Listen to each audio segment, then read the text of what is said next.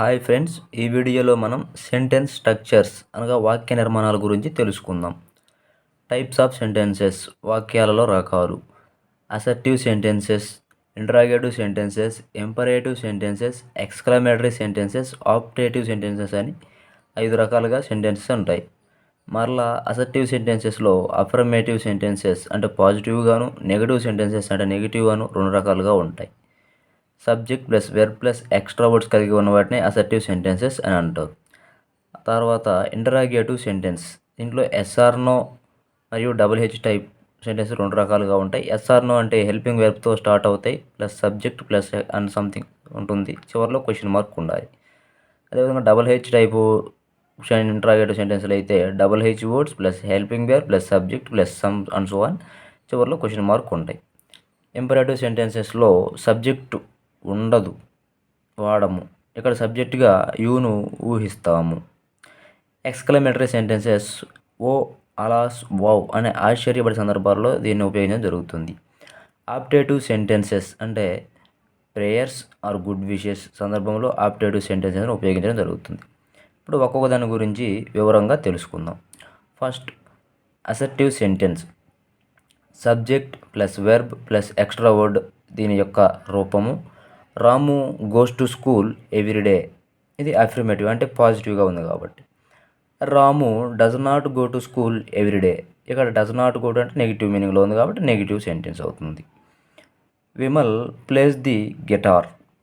Vimal plays the guitar, ఇక్కడ plays అనే verb transitive అవుతుంది. ఎందుకంటే if a verb has an or can have a object, it is set to be a transitive verb.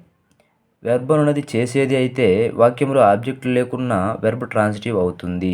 అంటే ఊహించగలము. Vimal place, ఏం play చేస్తున్నాడు? Guitar. అట్లా ఏదైనా మనం ఊహించి చెప్పొచ్చు, గిటార్, వీణ, సంథింగ్ అని. తర్వాత రాము ఈట్స్ ఫుడ్, ఇక్కడ ఈట్స్ అన్నది ట్రాన్సిటివ్ వెర్బ్ అవుతుంది. రాము ఈట్స్ ఫుడ్ లేదా మ్యాంగో లేదా యాపిల్, ఎట్లా ఎట్సెట్రా. అంటే తర్వాత ఆబ్జెక్ట్ని ఊహించగలం కాబట్టి వెర్బ్ అనేది ట్రాన్సిటివ్ వెర్బ్ అవుతుంది. చేసే వెర్బులను అంటే డూయింగ్ వెర్బ్స్ను ట్రాన్సిటివ్ అంటారు. జరిగే వెర్బులను ఇంట్రాన్సిటివ్ వెర్బ్స్ అని అంటారు. అంటే ఇక్కడ no action or happening verbs అని కూడా అంటారు వీటిని. డూయింగ్ వెర్బ్స్ అనేవి ట్రాన్సిటివ్, ఇంట్రాన్సిటివ్ 2 రకాలు ఉంటాయి. ట్రాన్సిటివ్లో ఆబ్జెక్ట్ను ఊహించగలం, ఇంట్రాన్సిటివ్లో ఆబ్జెక్ట్ను ఉండదు. హ్యాపెనింగ్ వెర్బ్స్ అంటే ఇంట్రాన్సిటివ్ వెర్బ్ మాత్రమే హ్యాపెనింగ్ వెర్బ్స్ అని చెప్పుకుంటాం. ఏ వెర్బ్కి అయితే వాట్ లేదా హూమ్ అని వాటికి సమాధానం దొరకదో ఆ వెర్బ్ని ఇంట్రాన్సిటివ్ వెర్బ్ అని అంటాము. ఉదాహరణకి విమల డైడ్ అంటే ఇక్కడ విమల చనిపోయింది అంతే, ఇంకా ఎక్స్ట్రా ఏమైనా ఊహించగలరు? చనిపోయింది. ఎందుకు? దేనిని చనిపోయింది? What Vimala died, whom Vimala died అని వస్తుంది, ఆన్సర్ ఆబ్జెక్ట్ వస్తుందా? లేదు. కాబట్టి ఇక్కడ ఇవి ఇంట్రాన్సిటివ్ వెర్బ్ అవుతుంది. అదేవిధంగా విమల కిల్లుడు. విమల కిల్లుడు అంటే కిల్లుడు అనేది ఇక్కడ ట్రాన్సిటివ్ అవుతుంది. విమల చంపింది, దేనిని చంపింది? మనిషిని చంపిందా? ఎలుకను చంపిందా? దేనైనా సంథింగ్ అని ఊహించవచ్చు కాబట్టి అది ట్రాన్సిటివ్ అవుతుంది.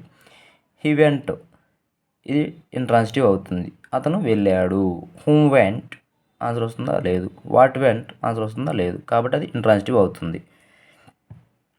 Intransitive verb can answer what or whom అంటే ట్రాన్సిటివ్ వెర్బ్ అనేది వాట్ లేదా హూమ్ అని ప్రశ్నించినప్పుడు సమాధానం దొరుకుతుంది. Intransitive verb cannot answer what or whom అంటే వెర్బ్ను వాట్ ఆర్ హూమ్తో ప్రశ్నించినప్పుడు ఆన్సర్ దొరకనట్లయితే దానిని ఇంట్రాన్సిటివ్ వెర్బ్ అని అంటాం. విమల్ ప్లేస్ ది వయోలిన్, ఇక్కడ పాజిటివ్. హూమ్ ప్లే లేదా వాట్ ప్లేస్, హూమ్ ప్లే అన్నప్పుడు ఆన్సర్ రాదు. What plays, violin plays. Vimal plays very well, ఇది కూడా పాజిటివ్లో ఉంది. ఇక్కడ హూమ్ ప్లే అంటే దొరుకుతుందా? సమాధానం దొరకలేదు. వాట్ ప్లేస్, ఇక్కడ సమాధానం దొరకదు కాబట్టి ఇది ఇంట్రాన్సిటివ్ వెర్బ్ అవుతుంది. Vimal does not play the violin,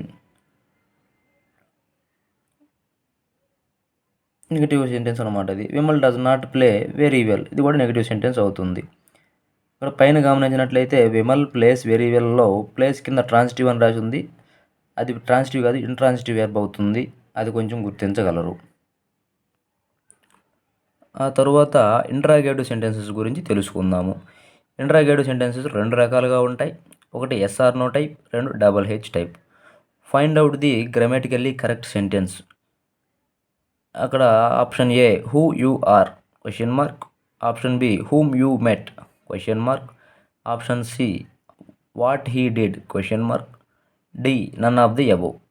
ఇక్కడ పైనిచ్చిన 3 ఏవి కూడా గ్రామటికల్లీ కరెక్ట్గా లేవు కాబట్టి నన్ ఆఫ్ ది అబోవ్ అని అంటాం. ఎందుకంటే ఇక్కడ డబుల్-హెచ్ వర్డ్కి స్ట్రక్చర్ ఎలా ఉండాలో తెలుసుకుందాం.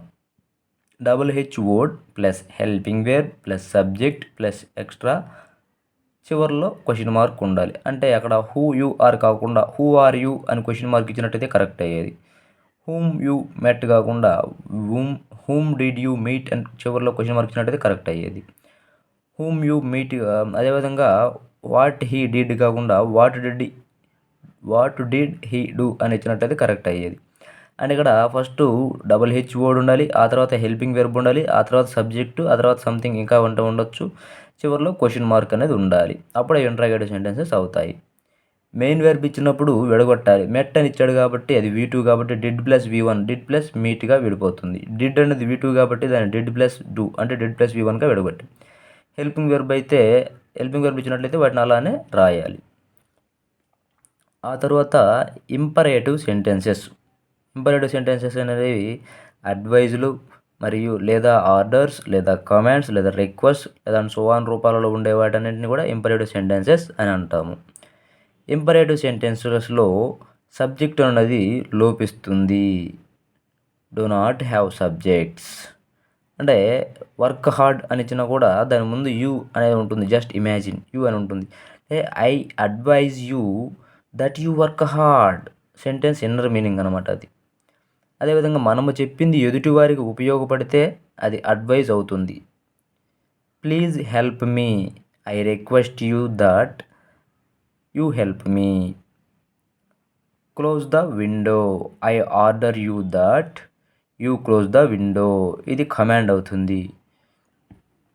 Let him work hard, I or we advise him that he work hard, not he works hard రాయకూడదు. లెట్ పక్కన సబ్జెక్టివ్ కేసు ఉండకూడదు, ఆబ్జెక్టివ్ కేసు మాత్రమే ఉండాలి. లెట్ పక్కన సబ్జెక్టివ్ కేసు ఉండకూడదు, ఆబ్జెక్టివ్ కేసు మాత్రమే ఉండాలి.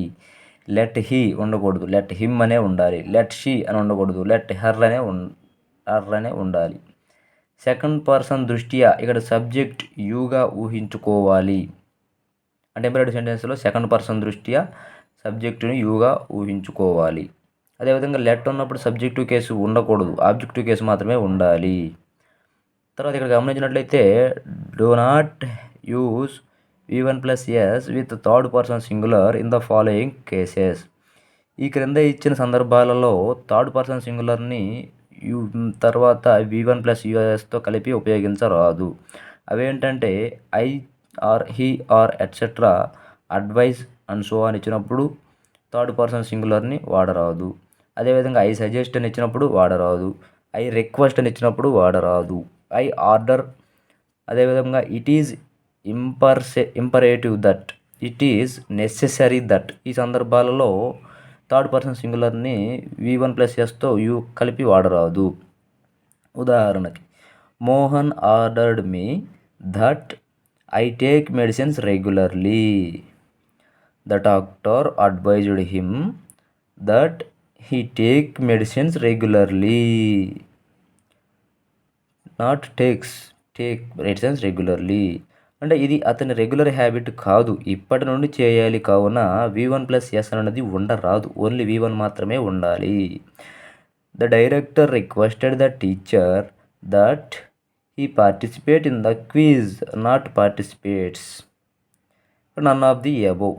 వీటిలో కరెక్ట్ అయ్యింది ఏంటి అంటే రెండో దాంట్లో టేక్స్ ఇచ్చాడు కాబట్టి తప్పు. ఫస్ట్ దాంట్లో కరెక్టు, సి కూడా కరెక్ట్ అవుతుంది. ఆ తర్వాత సెంటెన్సెస్లో రకాలైనటువంటి ఎక్స్క్లమేటరీ సెంటెన్స్ గురించి తెలుసుకుందాము. ఇక్కడ ఆశ్చర్యార్థకం అనే మార్క్ అనేది ఉంటుంది. వాట్ లేదా హౌ అండ్ సో ఆన్ చివరిలో ఆశ్చర్యార్థకం ఈ సెంటెన్స్ యొక్క స్ట్రక్చరు. ఓ, అలాస్, వావ్, ఎట్సెట్రా వర్డ్స్ అనేవి దీంట్లో ఉంటాయి. అలాస్ ఈజ్ మై డాగ్ డెడ్, తప్పు. అలాస్ మై డాగ్ ఈజ్ డెడ్. ఇక్కడ సెంటెన్స్ సరికి మామూలుగానే ఉండాలి, దాని ముందు ఆశ్చర్యార్థకం ఉండొచ్చు.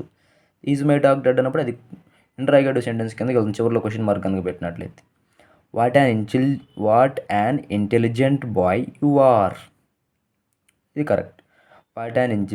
What an intelligent boy are you అని వచ్చినప్పుడు క్వశ్చన్ మార్క్ ఉన్నారు కాబట్టి ఇది ఇంటరాగేటివ్ అవుతుంది కానీ ఎక్స్క్లమేటరీ కాదు.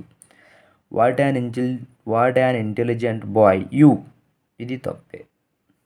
నన్ ఆఫ్ ది అబోవ్, ఇది తప్పే. కాబట్టి ఇక్కడ what an intelligent boy you are అన్నది కరెక్ట్ అవుతుంది. హౌ బ్యూటిఫుల్ షీ ఈజ్, ఇది కరెక్ట్ అవుతుంది. హౌ బ్యూటిఫుల్ ఈజ్ షీ, ఇది కరెక్ట్ కాదు. అంటే ఇది ఇంటరాగేటివ్లో అవుతుంది కానీ ఇక్కడ ఎక్స్క్లమేటరీలో కరెక్ట్ కాదు. తర్వాత సెంటెన్స్ల రకాలైనటువంటి ఆప్టేటివ్ సెంటెన్స్ గురించి తెలుసుకుందాం. ఇట్ ఎండ్స్ విత్ ఆశ్చర్యార్థకం, ఇది ఆశ్చర్యార్థకంతో ముగుస్తుంది ఎక్స్క్లమేషన్ మార్క్తో, కానీ ఇది మేతో స్టార్ట్ అవుతాయి. ఇవి ఎక్స్క్లమేషన్ మార్క్తో ముగిసినప్పటికీ మేతో స్టార్ట్ అవుతాయి. May God bless you, may I come in అని ఇచ్చినప్పుడు ఇది ఆప్టేటివ్ కాదు. చివర ఫుల్ స్టాప్ ఉంది. చివర ఏముండాలి? ఎక్స్క్లమేషన్ మార్క్ ఉండి మేతో స్టార్ట్ అయినట్లయితే అవి ఆప్టేటివ్ సెంటెన్సెస్ అవుతాయి. ఇక్కడ కొన్ని ఉదాహరణలు పరిశీలిద్దాం సెంటెన్సెస్ స్ట్రక్చర్స్ మీద, టైప్స్ ఆఫ్ సెంటెన్సెస్ మీద. రాము ఈజ్ ఏ డాక్టర్, ఏంది? సబ్జెక్టు, వెర్బ్, కాంప్లిమెంట్ ఉంది. తర్వాత Ramu plays cricket, subject, verb, object ఉంది. Ramu named him, incomplete statement, subject, verb, object ఉంది.